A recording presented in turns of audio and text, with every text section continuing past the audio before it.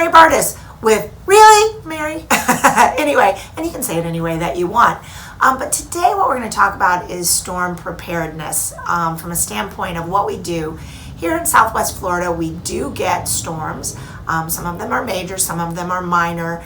And a little bit about that and our area in general, just to kind of let you know, Southwest Florida is really a protected area. It's protected by mangroves. So what does that do for us? It cuts down the wind, and it also acts as a sponge in the storm surge. Those are the two things that can really impact an area. We had some major storms. We in our area were hit with a category 4. They go up to 5 in case you didn't know. And what that means is that at category 4, we could have 15 feet of water in storm surge. And interesting enough, where I live on Marco Island, the water never came above my seawall. So that is a very nice feature, so to speak, that we have here in protecting your asset from that. And we've had homes here since the 20s in downtown Naples. Marco's a little bit newer city in the fact that they weren't building here until the 60s. So we've had homes that have been standing here just fine. They're concrete block. Since 2002 and the way they changed our codes, the way they strap down roofs, the way that our garage doors are secured, because you can only imagine that if you get something that intrudes into the structure, either with a roof that comes off or a garage door that opens or a window that doesn't have protection, the whole house could have damage on it, or at least the roof could have damage. So from a standpoint of our construction, we really have fabulous construction here. Now people, because the cost of impact glass is really coming down, what that means is that instead of putting up a manual shutter or having an electric shutter go up, they can have impact glass, and it's rated up to 180 miles an hour. So it would take, they test it with a 2x4, shooting it directly into that window to make sure that it doesn't break and open up the house. They kind of spider at times, but they're still held strong. So what do we do to prepare for a storm? We have so much information about it as it starts to roll off the coast of Africa and comes across the Atlantic. It's a little nauseating for somebody that is their first season with us, because you're just glued to that TV like, oh my gosh, what's going to happen?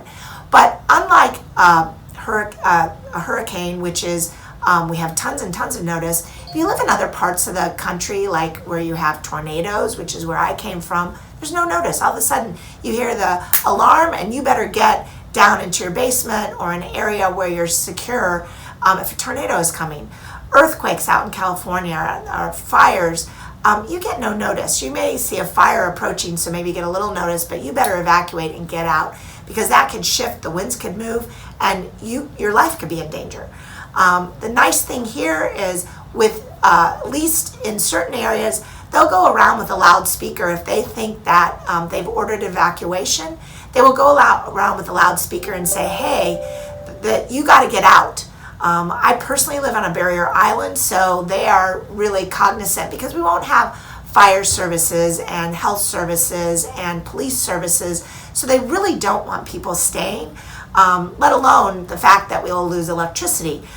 In our area, maybe you'll lose it a couple of days. I think the last major storm we had, I lost it for 4 days because they had some areas on the island that came up immediately.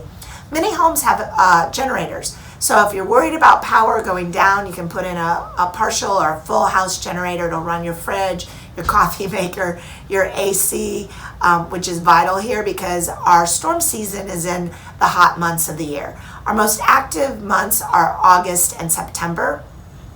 October can still be active, and of course the storm season goes from the beginning of June through the end of November. So really it's a function of where you are in that, but less storms in the early on and less storms as we go out into November.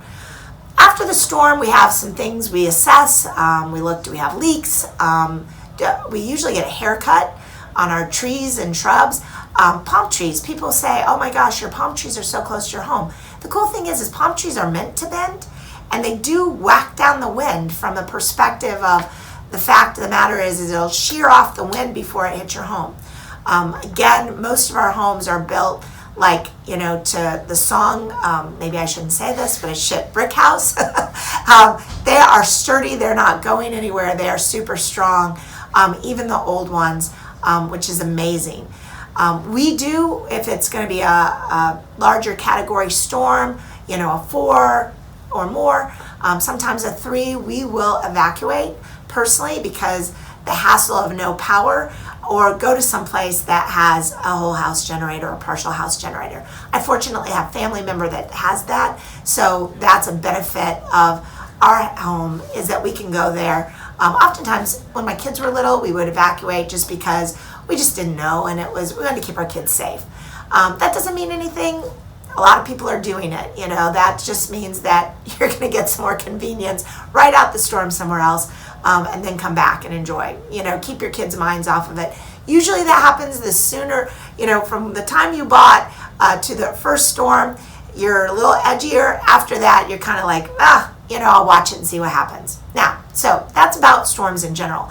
What do we do at the Bartos Group for our clients? Well, we make a list of all of our listings. We reach out to them. Obviously, we don't put up whole house shutters, but we can give them resources to do that. In the last major storm, there were a few people that went out and helped out our clients, which was awesome. We will put down electric shutters, pull down shutters, move in furniture, because obviously if we're showing a house, we'd prefer the furniture to be outside versus inside. So we want to keep it outside as long as we can. We make a list. Behind me, and why we're sitting at my desk is because we were just working on a list for when you go into storm season. It's very important to know who has what. If there's an owner in the property, are they going to take care of it? Is there a home watch that's going to handle that? What needs to happen when it comes forward to storms? Now, last but not least, we like to reach out to our clients, because many of our clients don't know what to do, don't have those resources. So we want to make sure that they're okay. Our whole host of clients, they will get an email from us. If we have a major storm, they really want to know that their property is secure. So a service that we offer to our clients and past clients is just keeping them up to date on what's happening. Showing them that, hey, we're okay. The sky has not fallen. It's not Armageddon. Because quite honestly, if you listen to the news, they find the worst spot to do news from. On the last storm, like I said, the water never came above my seawall. The newscasters actually stood in a swale, which is where water will collect in a normal place after rain, with their knee-high boots on, all the way up to their knees, and said, "Oh my gosh, look at this area, it's underwater." That street that they were on, in a good rain, will flood a little bit. We have great new sewer systems that were put in, especially on Marco Island, to take out that rain so that it whisks it out. But at the end of the day, the news is out to sensationalize what's happening and to make it, quote, newsworthy. So what we want to do is put a voice of reason. The last major storm we had, which was a number of years ago, quite honestly, the whole island where I live, again, got a haircut, and the island took the direct hit. The coolest part of what we have, like I mentioned before, is we have these wonderful mangroves that are built in our ecology, it's in our environment, and they are a sponge. And so what happens is, with that, they really do absorb the surge. Now, if you look at an example of like Haiti and the Dominican Republic, Haiti was deforested, and the Dominican Republic was left with all of its forestations, its mangrove, etc. You hear about flooding and wind issues on Haiti. You never hear about them on Dominican Republic.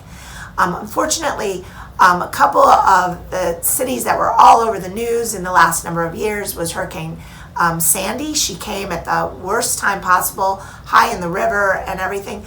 There wasn't anywhere for that water to go, and it came rushing in. Houston, same thing. It's built on the water without a lot of forestation. And so there was a lot of issues going on with the surge in Houston. So, we're really protected here in Southwest Florida, which is really amazing. Our Southwest Florida Conservancy, when they started developing, really stepped in to make sure we wouldn't devastate this area. So that's a little tidbit on storms and what we do and what we look for. We know that we live in a beautiful, amazing place. We do have these things called hurricanes, but they're not scary. And more importantly, no one's going to get hurt in a hurricane. You're going to evacuate, you're going to be safe, and you're going to come back and deal with a little bit of inconvenience potentially. And like I said, most of the time, 90% of our structures are strong, didn't have issues. Roofs, sometimes have some issues here and there.